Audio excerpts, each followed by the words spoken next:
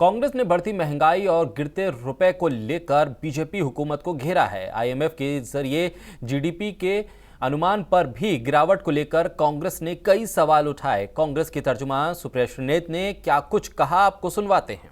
IMF ने इस बार दूसरी बार इस साल के लिए भारत की अनुमानित जीडीपी ग्रोथ को घटा दिया है।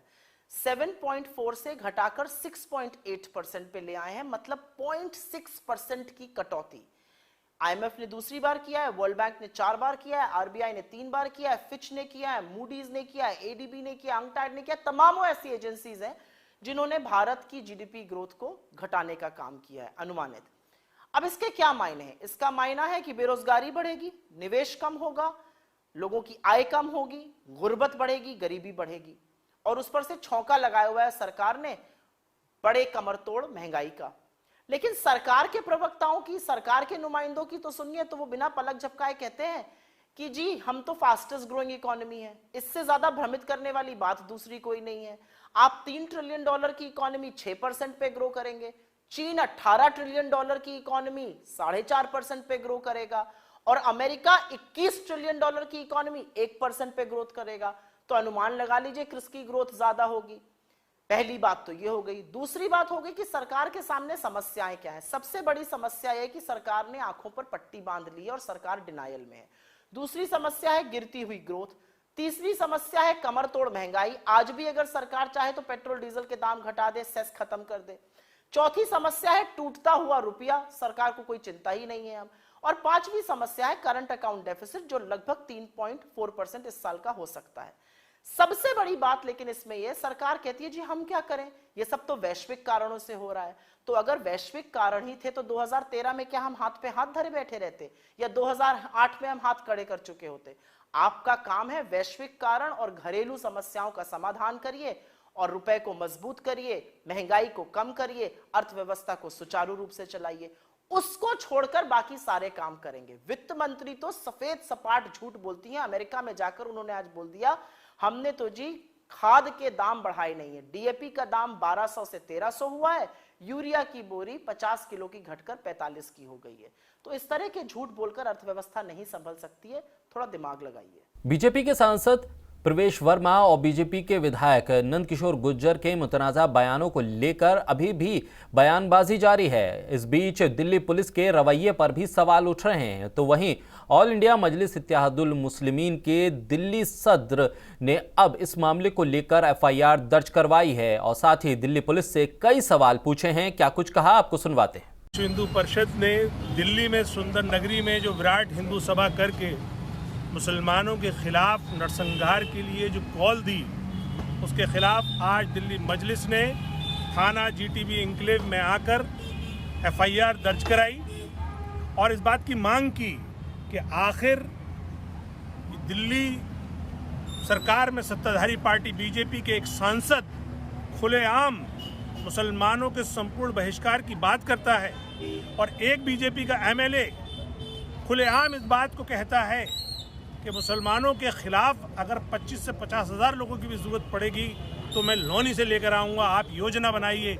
हमने इस योजना, इस भड़काऊ नारेबाजी के खिलाफ कंप्लेंट दी है, और हमारी ये डिमांड है देश के गृह मंत्री, देश के प्रधानमंत्री और दिल्ली के मुख्यमंत्री से कि एक बार दिल्ली का दंगा इसी तरह के बीजेपी के नेता के भड़काऊ भाषण की वजह से भड़क चुका है।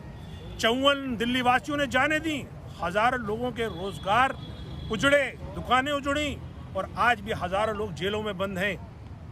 उससे भी सबक नहीं लिया दिल्ली पुलिस ने, और इस तरह के भड़काऊ भाषण उनके नाक के नीचे होते रहे और अभी तक कोई अरेस्ट नहीं हुई है। तो हम ये बताना चाहते हैं कि आखिर अगर सत्ताधारी पार्टी का सांसद ऐसी बात कहेगा, अलल ऐलान कहेगा, विधायक ऐसी बात कहेगा, तो आखिर देश में कानून व्यवस्था का क्या हाल होगा।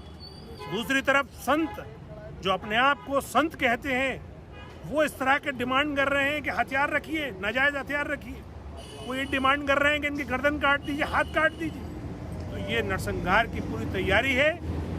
मैं समझता हूँ कि देश के गृह मंत्री को, देश के प्रधानमंत्री को इस पर सख्त एक्शन लेना चाहिए, और जो देश के मुख्यमंत्री अरविंद केजरीवाल जो हमेशा जब मुसलमानों पर जुल्म होता है तो अपनी जुबान चुप रखते हैं, जब दिल्ली दंगा हुआ था तब भी वो अपने आप को मौन धारण करके गांधी समाधि पर बैठ गए थे। इस मर्तबा भी अरविंद केजरीवाल का इस पर कोई बयान नहीं आया है।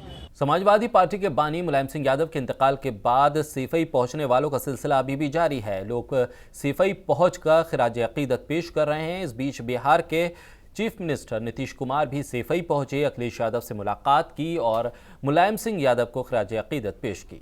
मुलायम सिंह यादव की आखिरी रसूमात के बाद उनके भाई शिवपाल यादव का एक अहम बयान भी सामने आया है। उन्होंने कहा है कि जिन लोगों को सम्मान नहीं मिला है उन्हें इकट्ठा किया जाएगा। साथ ही शिवपाल यादव ने कहा है कि अगर परिवार उनको जिम्मेदारी देता है तो वो उसे निभाएंगे।